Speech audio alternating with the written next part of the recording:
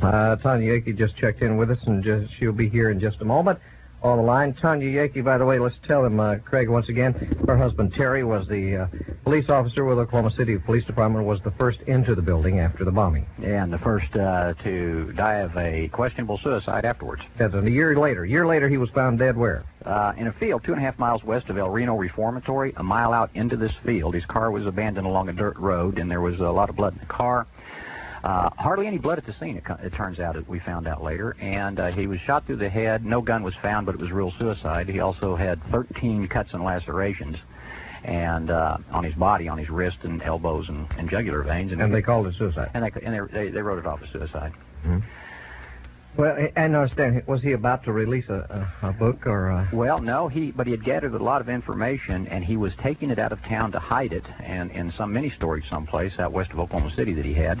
And we don't know if he managed to ever hide the stuff or not because he never came home. Mm. And Tonya is his ex-wife at the time. She has 2 children by him, and he had gone to her and asked her to be remarried. Oh, I see. That's right. Because he wanted her to be covered by his insurance and his pension because he knew something might happen to him. Mm. And he was real adamant about it. And we'll let her tell all of that part, but. It's an obvious case of torture, murder, and it was written off within minutes as a suicide, and it was ridiculous. And the funny thing was that the Canadian County Sheriff's Department, I think it was the first ones on the scene. And hang on just a second here. There she is. All right, now you are. You confused me pushing all these buttons. I'm confused me over here. It looks like the bridge of the Enterprise up here. Well, now she's on. Good morning, Tonya. Good morning. Well, I've given them a little bit of a preview in the first hour of the case itself, just the basics of what happened and what you can do. We've got an hour, and what you can do is kind of fill us in on where you were at, what happened through your perspective, and especially what happened to you. Not only during the time of the bombing and shortly after, but all the way up until like today. So why don't you start with let's back up just a little bit and take about 5 minutes first and tell us that Terry was the first officer in the building. He probably saw some things that were dangerous for someone to see and remember and know, and he began working the case. And why don't you just kind of take it to there? What did he tell you? Well, it actually started the day of the bombing that he had made some strange statements that at first I wasn't able to really put into any kind of logical order. But later on, it began to make sense why he was making these comments. I picked him up. I got a call about 11:30, maybe 11:15, the morning of the bombing from Presbyterian Hospital. They said Terry had been injured, and I needed to come down there and get him. In that 2-hour time, I'd been trying to find him. His computer in his police vehicle was not working. Nobody could get a hold of him. Nobody seemed to know where he was. So I was really concerned because I knew he worked that area early in the morning, so I was concerned and was relieved to get the call. So I went down there to Presbyterian Hospital, picked him up. The strange thing was his first statement that came out of his mouth was, "Get me out of this hospital. No matter what you got to do, get me out of here."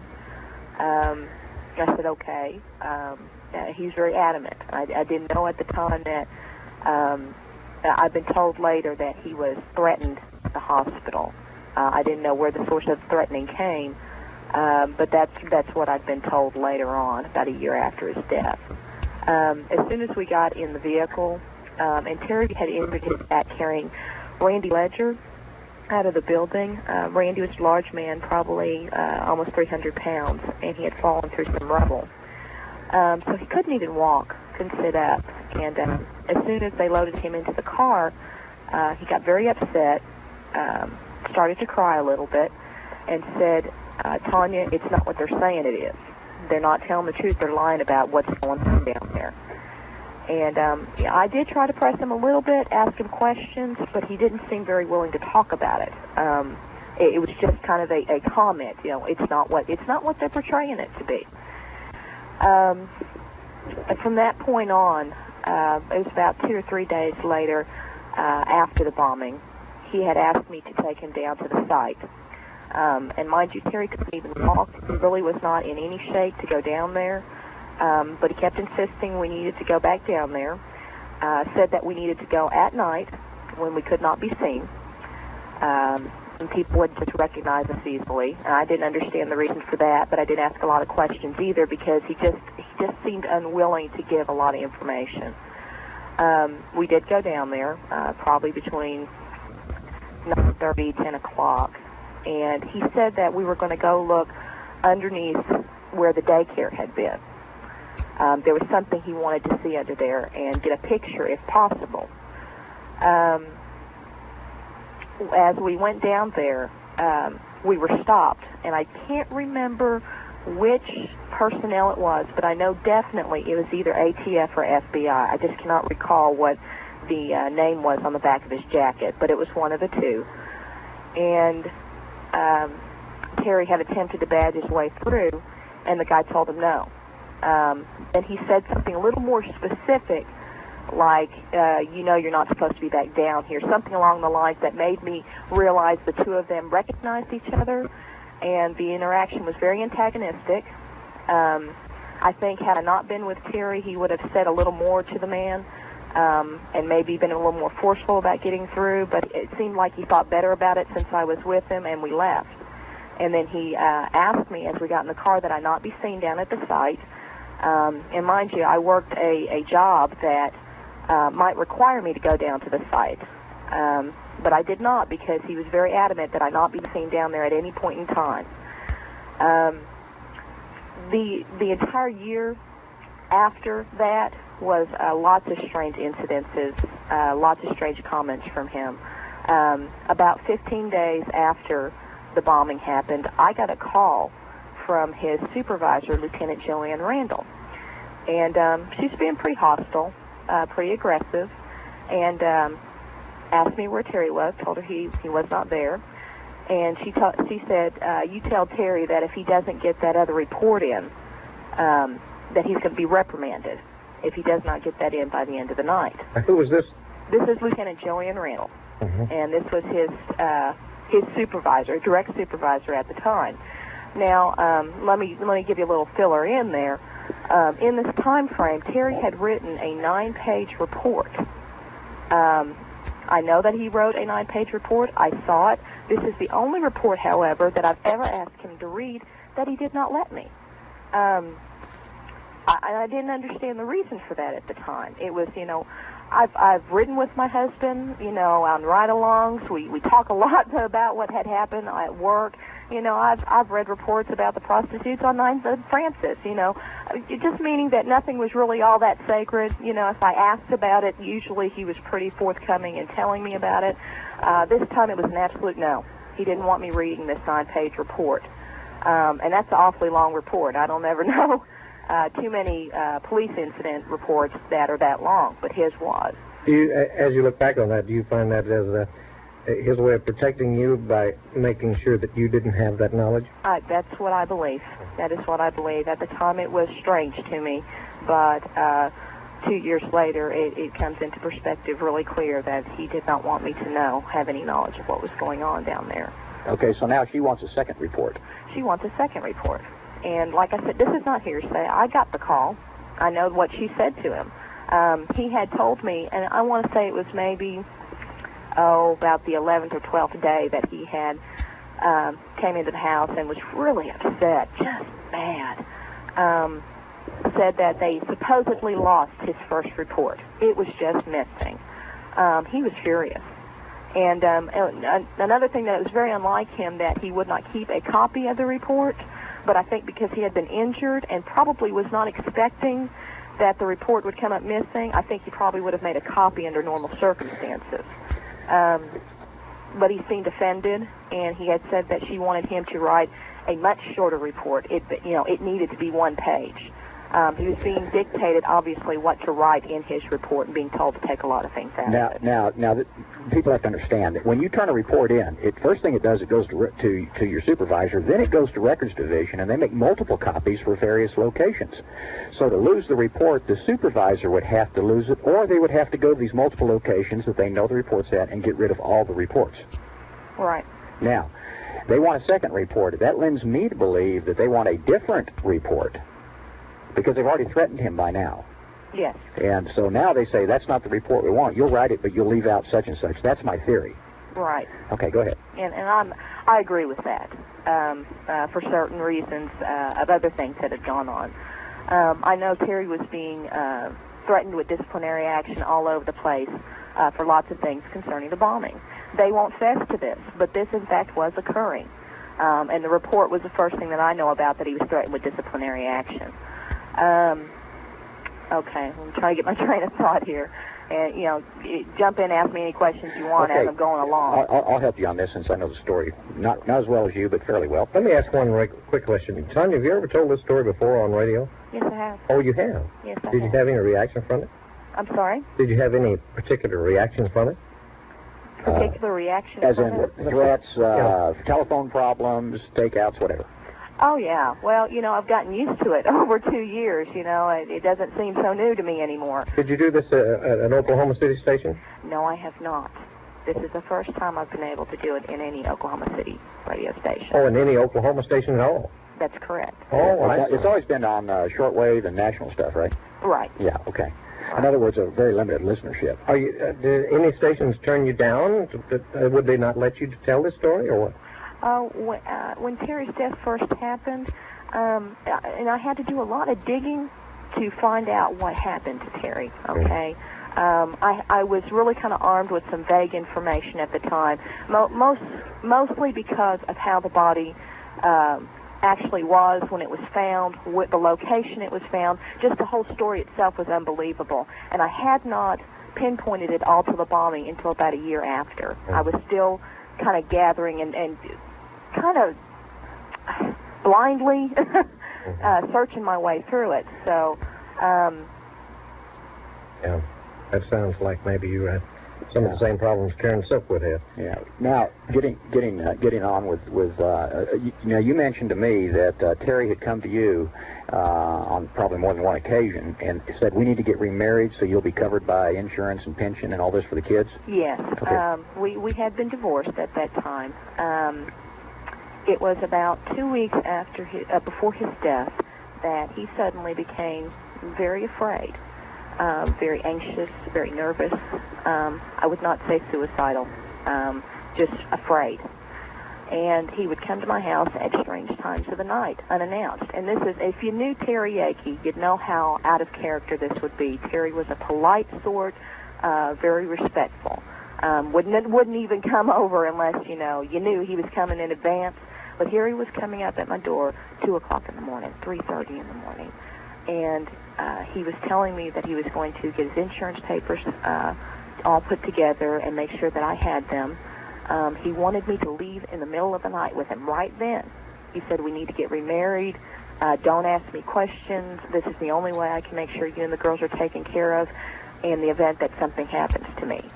But that never happened. That never happened. You never got the paperwork, or it was never done. No, Okay. Because it was, it had started, like I said, 2 weeks beforehand, and he was very vague in what he said, and I spent several hours trying to get him to tell me what was going on. Very frustrating, but it was obvious that there was something. I don't believe he was suicidal, but 2 days before it, he showed up again, and he did something very strange. He tossed a VCR in my car, did not explain why, said that he needed to get these insurance papers to me, and left. Said he would be back. Very upset. 48 hours later, he was dead. It was the last time I ever saw him. Now, you said VCR is in a machine or a VHS tape? No, a VCR machine, Okay. an entire machine. Okay. Which, like I said, yeah, if it were you, you think, what in the world? What is he doing? It wasn't a camcorder. It was a VCR. It was a VCR, and there had been a tape in it, but I had not watched it. The VCR came up missing within 24 hours. Oh. It disappeared out of my house. So I was more concerned at the time of what he was talking about than I was, because the VCR was kind of incidental and didn't mean a lot to me at the time. When I went back to look at it, to look for it, it had turned up missing. Let me ask you this question. Had you agreed to his wishes to remarry for those reasons?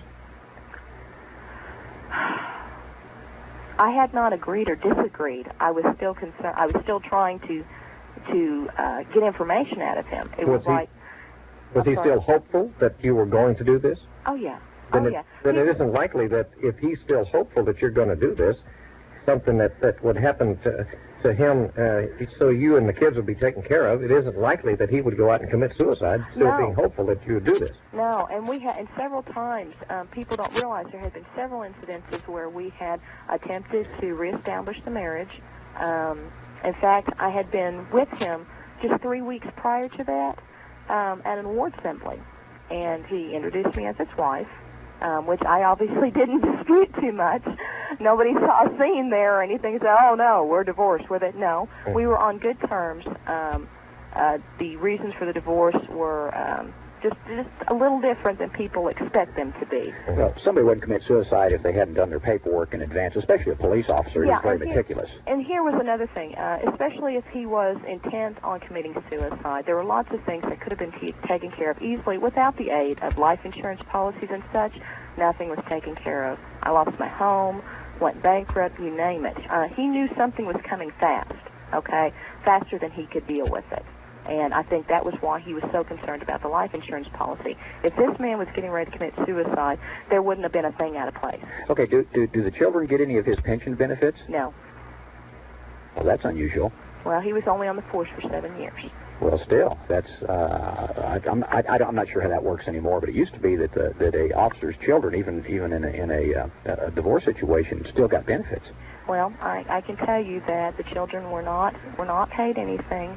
They were, in fact, it was very obvious the police department was very unconcerned with the children, more concerned with trying to promote a story that simply wasn't true, such as he was a distraught officer, was divorced, wasn't able to see his kids, all kinds of things that simply weren't true. And I was very confused at the time why they were doing that. It was all a shock to me. I mean, I got bombarded pretty quickly, and so it was pretty overwhelming. I knew that there was something going on, but I had no idea that, how do I say, that it was so critical. I knew, but I didn't expect what happened. It just happened all too fast. How old are the kids now? They were 4 and 2 at the time of his death. They're 6 and 4 now. Okay. So, now, during this time, we're talking about a 12-month span here, Terry was being called into headquarters. He was being told to get off the case. He was being threatened by his own people. Oh, yeah. Can you elaborate a little bit on that, or what was really going on there? Well, there were some very other obvious statements. Like Terry had said that if it were not for the fact that he was pictured in many pictures worldwide, running from the building, saving people, that they would have said he was not even there on the site. I think what initially got him started into it was, yes, he did see some people that shouldn't have been there too quickly, because Terry was there within 30 seconds to a minute after the bomb blasted. But initially they were trying to discredit people that were down there, and there was another officer that had helped Terry pull some people out of the building, and they were trying to deny he was down there, which was the first reason why Terry had attempted to get a copy of his report, was to prove this other officer had been down there too. He started saying that there were officers that were not at the site that were being recognized as heroes. There was all kinds of conflicting information that he was having a problem with. So I believe that he was looking into this. He just made too much of a deal of, like, there was supposed to be an officer that went to go visit President Clinton in behalf of OCPD. He said adamantly she wasn't even there. There was a lot of this going on. I don't think he told me the specific parts, but it was very obvious because he became very secretive during that time. Entire attitude change. I have never witnessed this, and like I said, he'd been on the force for about 7 years. So, you get kind of used to the police mentality after a while, but this was nothing I'd ever encountered with him before.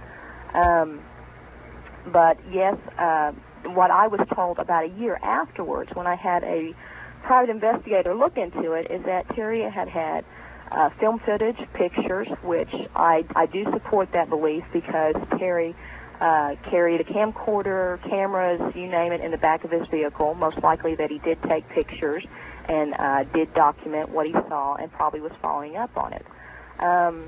There was lots of strange... Our cars were coming up vandalized. the house was coming up vandalized. He and I both were coming up on 4 sets of flats, like several times. I mean, we had people put nails in our tires, breaking our back windows, just strange, bizarre little things that I wouldn't have, put in place with the bombing as any kind of retaliatory activity. But after his death, it continued, okay? Terry kept saying during the year that we had been being monitored by the police department. I didn't understand why anybody would be monitoring him. And you have to bear in mind that, what I know at this point, I did not know at the time it was occurring. Okay, now, obviously, both of your phones were tapped because you had some messages on your answering machine that shouldn't have been there? Right. That happened after his death. Because, messages like what? Well, this is really odd, but it would be recorded messages of me either having a phone conversation or me having a conversation with another individual in person. Someone would have taped it and would play it back to me. Somebody was, in other words, if you were standing on the corner in front of Walmart talking to someone, you might have a first-hand tape of that played back onto your machine. Exactly. Yes, and I had That's that scary. happen. It is. It's an invasion on you. You realize that you're not so safe. They were as you trying, think that you and are. that's what they were trying to tell you by saying, look at what we can do without you even knowing it. So you better watch out.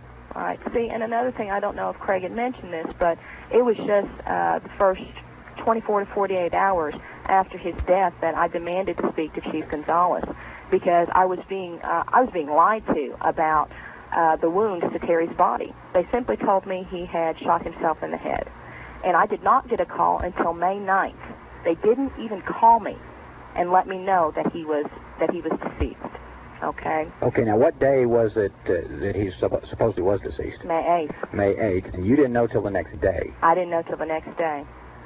His sister had been out looking for him all day. They had her involved in it. They never contacted me. The only way I knew is that family finally called me the next day. The mother of his children wasn't even told. We're going to take a break just a second. I want to tell people who they're listening to in case they just tuned in. We're talking with Tonya Yeakey. Her husband, Terry Yeakey, was on the Oklahoma City Police Department, and as I understand it, Tonya, you tell me if I'm wrong, he was the first Oklahoma City police officer in the building after the explosion. Within, what do you say? A minute? Within a minute. Within a minute after the explosion. He turned up dead in a field outside of Oklahoma City. What part? A year later, 2.5 miles west of El Reno Reformatory is what the death certificate says. Oh, okay. And we're talking with Tonya Yeakey. We'll be back. Tonya, hang on. We'll take about a minute break in case you have to go get a drink of water or something, and we'll be right back. Okay. 58 in the morning. We're talking with Tonya Yeakey in Oklahoma City. Are you in Oklahoma, I suppose? Yes, I am. Okay. I didn't know if you even wanted us to tell where you were, so... Yeah, I'm still in Oklahoma City. It's no big secret where I am. Probably everybody else knows. Everybody else knows. This is the first time Tonya's been able to tell her story on Oklahoma radio. Where was this other interview? Was it national? Yes. Okay. I've done several talk shows that were aired more out of western states, out towards the California area. I see. Okay. Now, Craig, go ahead. Okay, now... Craig Roberts is with us, by the way. No, I'm not. You're not? No, I'm never here. He's on tape. I am Joe Schmuckatelli, and I work for Ken Rank. I guard his house when he makes phone calls to Arkansas. You're making me feel awfully vulnerable here. And good, because everybody needs to be a little bit paranoid, Ken. All right. No one can say we don't have a sense of humor around here at KGB headquarters, you know. Okay, now, Tonya, to get back to the more serious stuff here. On the scene, I want to take this chronologically. Now, over the period of this year, Terry was called in several times, and various people in the chain of command pretty much counseled him or threatened him. What levels are we talking about here? What ranks, what positions did these people hold that were telling him to get off the case? I can tell you specific people on that. One was Lieutenant Joanne Randall, the main supervisor. Then there was Major Steve Upchurch, and then it went through to Sam Gonzalez himself. I know Terry wound up in Sam Gonzalez's office so many times in that year because of what he was doing with the bombing. And probably the orders came directly from him. Is he still there? No, he retired. Gone. He's retired. Now, how long ago did he retire? Oh, gosh. I want to say it was maybe about 6 months. I don't think it's been a year since Sam's retired, but it's been within the year, I'll say that. Yeah, now, he was the chief at the time of the bombing, and he also has some other laurels on him that we'll get into when we go to the scene of the crime. And Upchurch is who? Now, Joanne Randall was Terry's lieutenant? Yes. And who is Steve Upchurch? Steve Upchurch was basically his upline. That's Lieutenant Randall's supervisor. Captain, Major? Major. Major, okay. Major and now you had a chaplain involved in this, didn't you? Yes, we did. And what was his name? Chaplain Jack Poe. Okay, and what was his part? Well, apparently all the officers that had been down at the site were required to speak to the chaplain. And Terry was under the impression that whatever his conversations with the chaplain was, because of the nature of his position, were confidential. Apparently they weren't, because everything that was stated, and I think Terry had been very honest with Chaplain Poe. Anything that he saw, what he felt about it, he shared with him. And it is my understanding that a report was written up on anything that Terry and several other officers had to say. And I don't want to identify who any of those other officers were. Right. So, that's fine. Chaplain Poe had intimate knowledge, apparently, of what Terry had seen as well.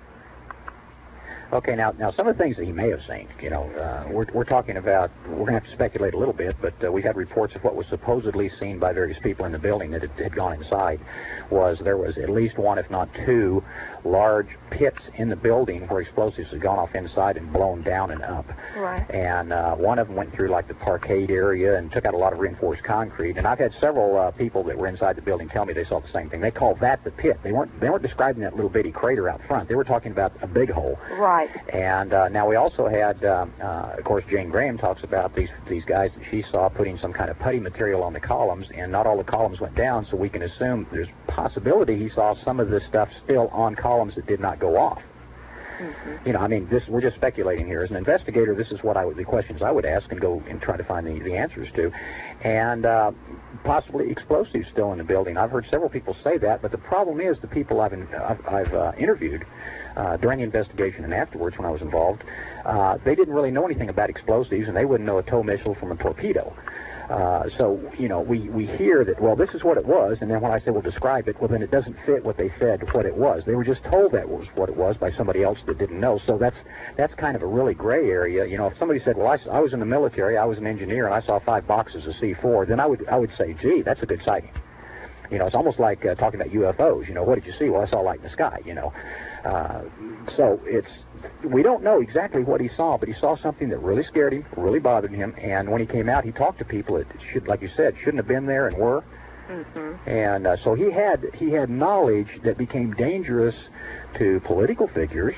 He had knowledge, we've got the government's main thing is we didn't know about it, and there's only 2 people involved. They're sticking to that no matter what. Right. And if you had paid attention to the storyline that they had printed on Terry, most of it was this reluctant hero, okay? Mm-hmm. And the reluctance was in that he knew that there was more going on, but they were trying to cover it up. He didn't want to be seen as a hero. He didn't want to be even associated with it. The awards, the recognition, it disturbed him a lot because he felt if anybody could be called a hero that hadn't even been down there, had sat on the sidelines and not even gone in the building and helped anybody. And I'm talking police officers. I'm talking agents. He made that statement to me on several occasions. Just really disgusted with it all and resented being told to write another report. He saw whatever he saw, which he did not share that part with me, but he resented being told to clean up his report. He felt like he was lying. Okay, let's do something. As a writer, I kind of have a tendency to want to put things, skip to areas and then get back so that the reader or the listener can get a full picture of what we're really dealing with here. So what I want to do here, I want to read something out of an article that appeared in the Tulsa paper about Terry's death, and then I want to skip to the scene. Let's talk about what we really found out there. Let's talk about the medical examiner's drawings and what happened afterwards. Then we can come back and kind of fill in some gaps. Sure. First, with the this is out of Tulsa World, and it said, "Friend, guilt may have led to officer's death," and it talks about a reluctant hero of the Oklahoma City bombing who took his own life was racked with guilt because an injury kept him from rescuing more victims. His closest friend said Friday. This is a quote. "The federal building claimed 169 lives. A tearful Officer Jim Ramsey said it just got another one." Now who's Jim Ramsey? Oh, boy, you're going to open up a can of worms. Well, let's try to keep it short.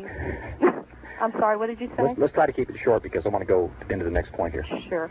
Mr. Ramsey is another police officer.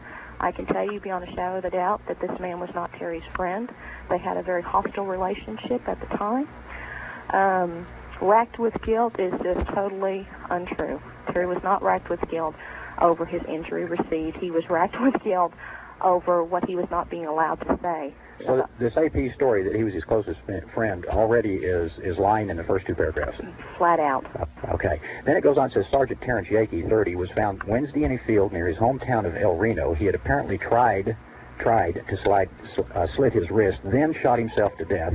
I want the listeners to pay attention here. There's the 2 points they're trying to make, that he slit his wrist, then he shot himself to death just 3 days before he was to have received the Department's Medal of Valor. Ramsey and Yeakey were among the first Oklahoma City police officers to reach the scene of the bombing that killed 168 people, and so on and so forth. Now, let's go to the scene. Now that we've said that, let's jump to the scene and let's see what we find there. Why don't you take it from when they found his car and they started looking, and when did they find out he was an Oklahoma City policeman? We're talking about the Canadian County Sheriff's Office here? Yes. That the whole story is in conflict, Craig. You might even be better to talk about that part than I am. I know that his body was found earlier than what they stated it was. Canadian County, I think it was around 1 or 1:30 that they located the vehicle again and the body out there. I'm not sure. I don't want to get into specifics that I don't know about because I'm getting secondhand information on that. Okay. But I do know the body was found a lot earlier than that. Now, this is 1:30 in the afternoon? Yes. Of the next day after he disappeared? No, this is the 8th. This is on the 8th. Now, I understand that what he did is he had talked to some friend and says, I've got to take all these records and all this stuff, and I'm going to hide him out of town. I'll be leaving town. I'll see you later. Mm-hmm. But I have to stop by the police department first because they want to chew me out again, basically just, cutting to the chase here. Then he called again and said that he was being followed, and he had to shake the people following him. And did he describe them as, what did he say, feds? Yes. Okay. He says, feds are following me. I got to shake them, and then I'll see you later. And he never came back. And that was on what day? That was the morning of the 8th. Morning of the 8th. And so in the afternoon they found him? Early afternoon. Of that day? Of that day. Oh, okay. Quick finding, considering the location, being out at Fort Reno in a field. I thought they did some impressive investigative work there. Well, in police work, we would assume that came from an anonymous informant calling a dispatcher and saying there's a dead guy in the field. Yeah. And I have heard that was what occurred, though nobody's fessing up. Okay. Yeah, and the car itself was filled with so much blood that apparently when they did open the doors, it just spilled out all over the place.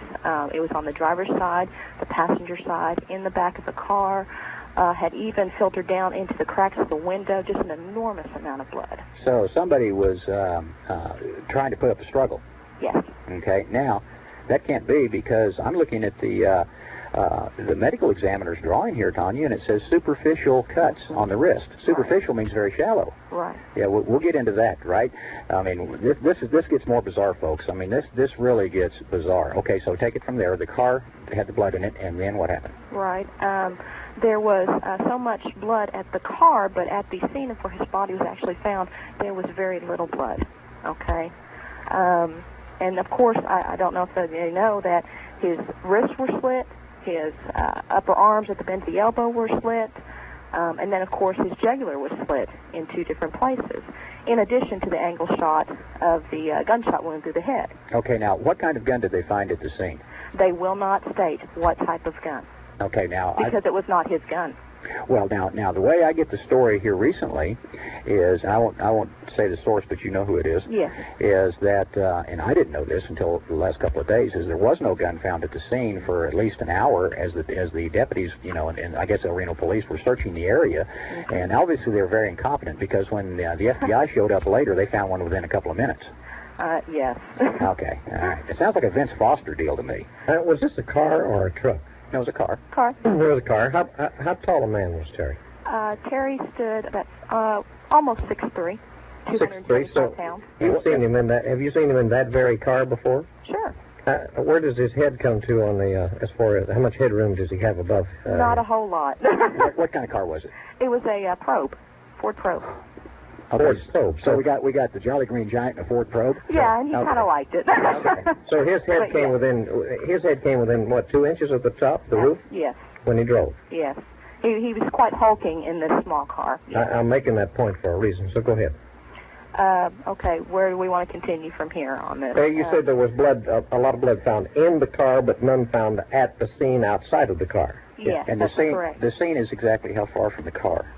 The scene was 1.5 miles from the vehicle. Now, to get to that area, you had to go through a field, a ditch, and under a fence? Yeah, it was. I went out and I looked at the area.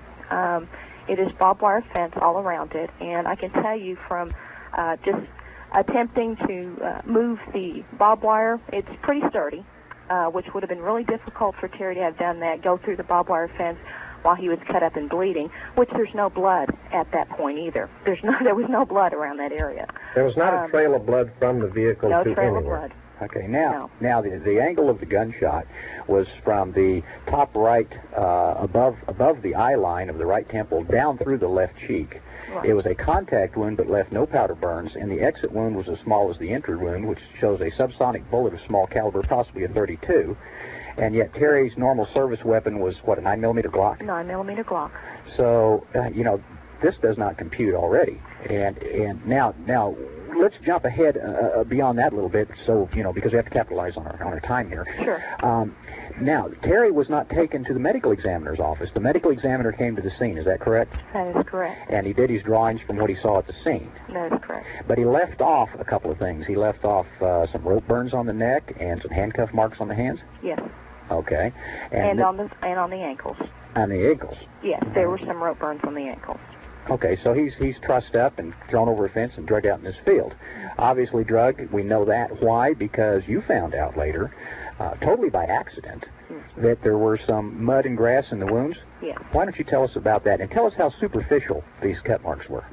Oh, well, and actually, I'm correct on something. I found out by accident twice. Oh. They came from two sources. Okay. And then there was an additional third one that had told me his body had been drugged from one location to another, and about there being no blood at the scene, and that person was a law enforcement officer. Let me back up here. Let me keep me in line as where the question was. I wanted to make sure to put that in there. Okay, now he was examined at the scene, and the Chief Gonzalez came out by helicopter, along with an FBI guy. Who was that? Bob Ricks. Bob Ricks, who's now the head of the Department of Public Safety here in Oklahoma, appointed by Frank Keating. Right. Okay, now, they show up, and within, how long was it before all these FBI agents came in and took over the scene? Oh, from what I'm told, almost immediately. As soon as they got there, the El Reno and Canadian County sheriffs were shooed off the scene, practically escorted, and I was told about 9 vehicles of federal agents came in. But now, wait a minute. The deputies didn't find a gun, and they'd been there about an hour or more. Yes, they had, and I was told there was almost 30 police officers look out there combing the area for a gun. Found none. Okay. Didn't even find a knife. So when did the gun come into scene? Immediately, like 5 minutes within the other agents coming on the scene. Suddenly it was, oh, here it is. Y'all just missed it. Uh-huh. But we still don't know what kind it was, and no one can see it. No. Okay. Do you know who it was that actually said that, or something akin to that? Here it is, you've missed it. Who actually said that? No, I don't know the actual person. Do you know it was ATF or FBI? No, I do not know that either. But I do know, at least let me put it this way, I have been told that there were some ATF at the scene. Mm-hmm. And I won't state which particular ones that was, but I have been told. Of course, the person who found it was not necessarily the person who could have thrown it out there. Of course not. That would never happen. Not in the real world, okay? Okay, now the body is taken not to the examiner's office, but to where? To Pollard Funeral Home. Okay, and what happens there?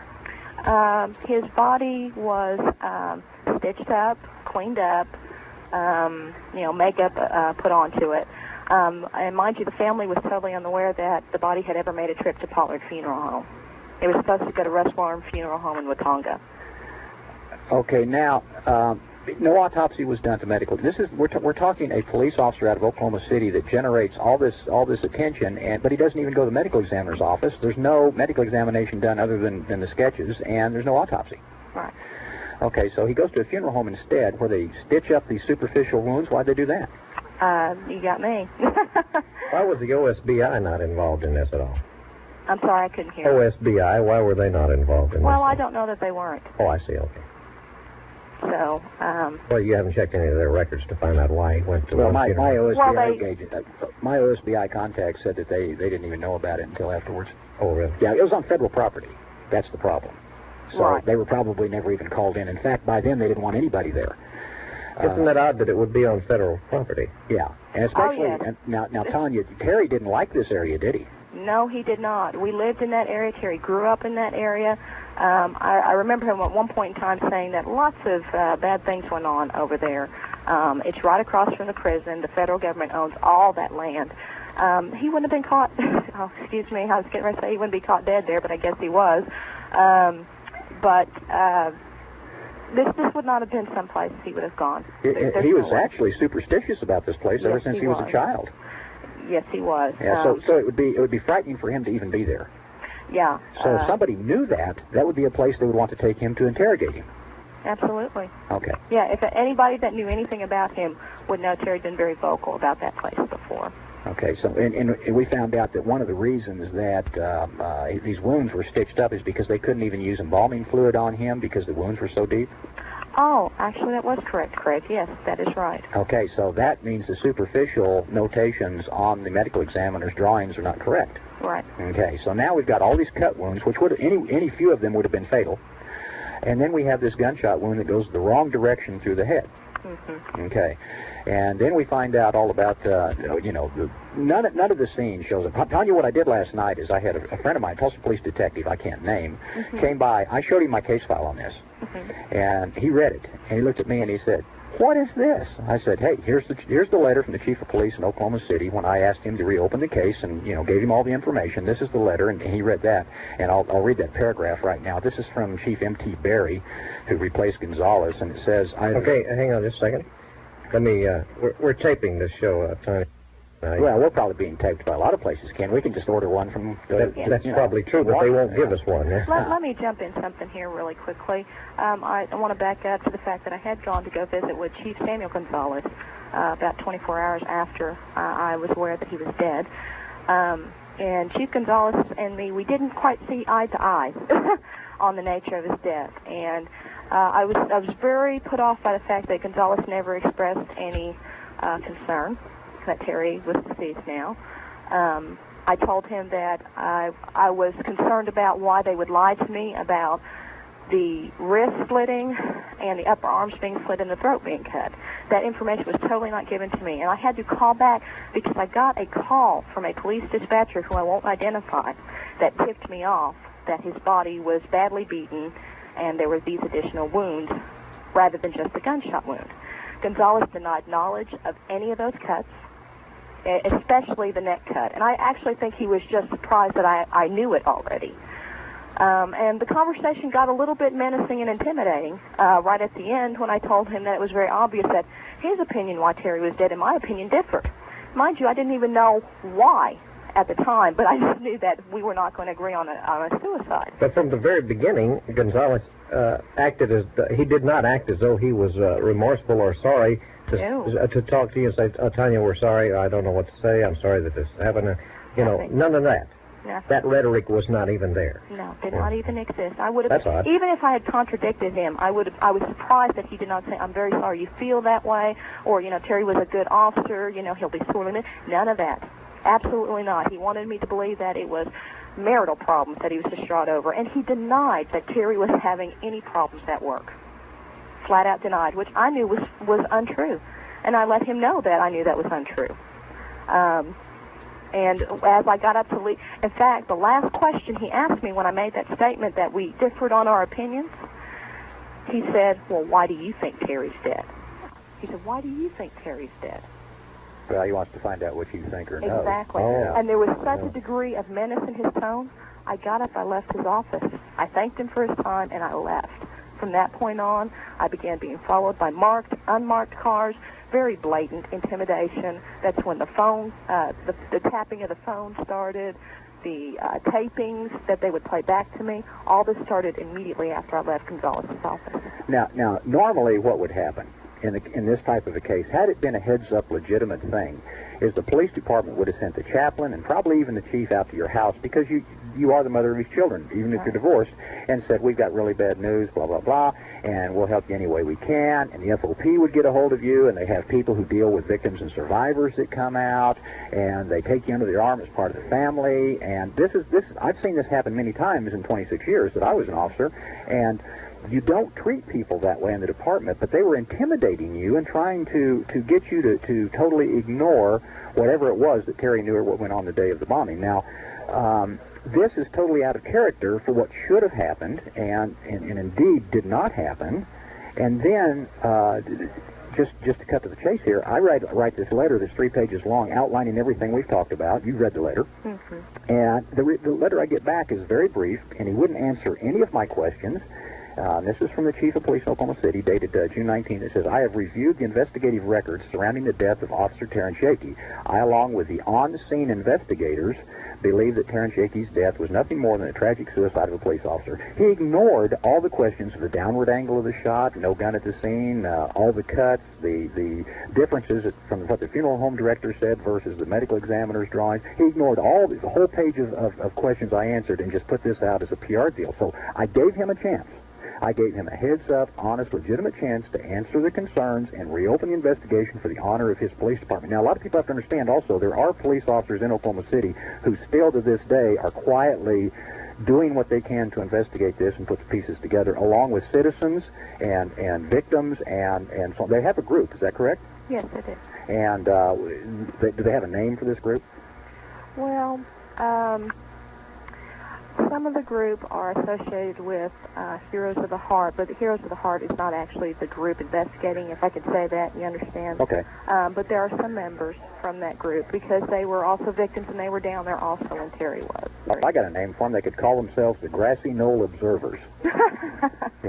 Or the Baker Street Irregulars, something like that. But, yeah, there are. I've talked to some of the officers. In Tulsa, I was talking to my friend, the detective last night here from Tulsa PD, and we said, if this happened in Tulsa, we'd have 25 to 50 officers at the lodge within 24 hours forming our own ad hoc investigation committee and not worry about the chief's opinion or anything else. And by gosh, if anybody got in the way over an officer's death here, we'd steamroller him. And why don't they do that in Oklahoma City?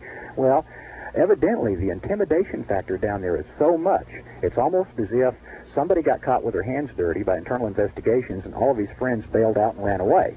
Mm-hmm. And that's it's a different psychology in that point. Everybody's looking out for themselves. So, I mean, there must be a lot of fear in that police department for these guys to let that go by without investigating a brother officer's death. Well, and I think the overkill to Terry, the body itself, was done specifically to send that message out to other people that would get involved. So I can understand the fear, but at the same time, that's difficult for me to know that other officers are turning their head to it and don't want to do anything about it. And that's not all of them, but there are a lot of them that just want to stay clear of it. What about Charles Key? Has he had anything to do with this? I'm sorry? Charles Key, has he had any involvement in this at all, or? I have spoken with Charles Key. I have spoken with Charles Key investigators for the grand jury, but I have not been called. But the Yeakey case has been presented before the grand jury, yes. Right? Okay.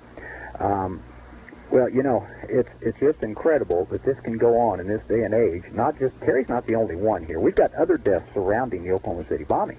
We've got Dr. Charles Chumley, who went down in a very strange plane crash in Texas, and he was one of the first doctors that was there, and he refused to cooperate with some of the government requests. We've got one of the dancers here in Tulsa from one of the local dance places, the strip club, who they were on national TV as seen Timothy McVeigh and Brescia and all these other people at there. Her name was Sean Tia, and she was found suicided. or dead. It was declared suicide here, but there was, she supposedly, and I saw the crime scene pictures, she supposedly had taken an overdose of drugs because she had a big bad drug problem, but yet there was handprints of blood on the wall of her apartment. Now, I don't know how you do that with an overdose of drugs, but anyway, then we had several others that have turned up dead since then, and a higher ratio than you normally would expect. Quite similar to the Kennedy assassination, where the witnesses began dropping like flies. Now, I heard your friend, who we're talking about, tell me the other day they had like 28 so far that were very suspicious. Is that correct? Yeah. Yes, there's a list out here. I know off the top of my head of about 8, 8 to 10, right off the top of my head, I'm saying. I was not even familiar with the one that you just stated. That was new information to me. So, but I'll tell you right now that Terry and Dr. Chumley were definitely connected. They had been involved together, had been going over pictures, information on the bombing, and that has been denied on several occasions. In fact, Gonzalez was probably one of the most verbal that no one could prove that Terry and Chumley had any connection. But I'll tell you this, and this information just came to me yesterday, and I'm working on getting this substantiated, but apparently Terry and Dr. Chumley had a joint safety deposit box. And I will not state where, but this information did come to me yesterday. I'll say that again. A joint safety deposit box at a local downtown bank. Terry Yeakey and Dr. Chumley, who was one of the first doctors on the scene who died in a plane crash very mysteriously. And I talked to the NTSB investigators on it, and they said there's nothing wrong with this airplane, other than it was all bent up and broken whole. But, I mean, they couldn't find a mechanical reason for the airplane to come down from 6,000 feet straight down into a cabbage field in Shamrock, Texas, Well, now, how odd is that, Tonya, that they would share a safety deposit box? Very odd. And another thing was that people had tried to say Terry and Chumley didn't even know each other. Chumley had worked on Terry's back several years ago. I know they had met each other prior to the bombing. But for them to have a relationship to where they would have a safety deposit box together, no. And that they both would turn up dead, and that they both had some knowledge that perhaps that nobody else had. It sounds like to me that they might have gotten together and got a safety deposit box to plant, or to put some of that, not plant, that's a bad word, but to put some of that possible evidence in safekeeping. Exactly. What has it never turned up? Well, the deposit box was closed right after Terry's death. By whom? I do not know. I haven't gotten that verified yet. Well, working on it. How could anybody do that other than those two or their immediate family? That's still the question here. But like I said, this information just came to me yesterday. Someone just called and said that Unsolved Mysteries investigated the Vince Foster case. Have you ever talked to anybody about that from Unsolved Mysteries? Maybe they would be interested in this case? No, actually I haven't. The first 2 years of Terry's death, I got a complete shutout by media. Anyone even remotely associated seemed to just back off me totally. I tried to hire attorneys. In fact, one attorney told me just I should drop it. It'd be best for me and my family just to leave it alone. Let me tell you, it's pretty bad if you can't hire an attorney. Not in this state. That's been very difficult. When you've got them standing on the side of the road saying we'll sue for food, you know that there's bound to be somebody wanting to take that case. Mm-hmm. Unbelievable. Is there a possibility? What about that, Craig? Would that be a possibility? I mean, go to Robert Stack and say, hey, how about... Yeah, I don't know, but national media being what it is, this is one of those stories that what they do is they run it up the flagpole, Mm-hmm. And when it got up to New York City at the headquarters of whatever network, the executives then checked things out with the powers that be before they broadcast it. We know that because of the Medusa file could not be printed in New York City through any of the main houses, and I had to form my own publishing company because I was told that they had people in TV stations, radio stations, and publishing houses that made sure certain information that they didn't like that was politically not viable would never see the light of day. So whether they would take that or not, of course they did Vince Foster, so who knows? Yeah. I mean it's worth a shot. Yeah, and Tonya, do you find yourself your life running parallel with Karen Silkwood in some ways and some of the problems that she incurred? Well, yes, I guess you could say that. My life certainly hasn't been quiet for the last 2 years. Haven't had a lot of peace, and it's very difficult to live kind of constantly in that concern of, am I being followed? Am I being monitored? After a while, you just kind of lose your fear and you quit worrying about it. When's the last time you had any of those strange phone calls or threats? Okay. I've received a few threatening phone calls this year, within the last few months, but they're very vague, non-specific phone calls, very hard to go to police or anybody in authority about. The phone calls, as far as the taped messages, probably stopped around March of this year. I haven't received one since. Now, while Terry was on the police department for 7 years? 7 years, almost 8. That's a very tight-knit group. You must have become friends with some other officers' wives, families? There were officers' wives that I knew.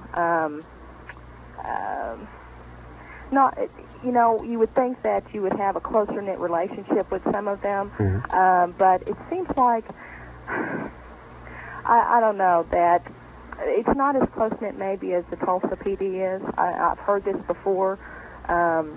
They're just a little more strange, and you have to also remember that there was the interracial factor. Terry's a black man, I'm a Hispanic woman. It wasn't highly looked upon in the department, the fact that it was an interracial marriage.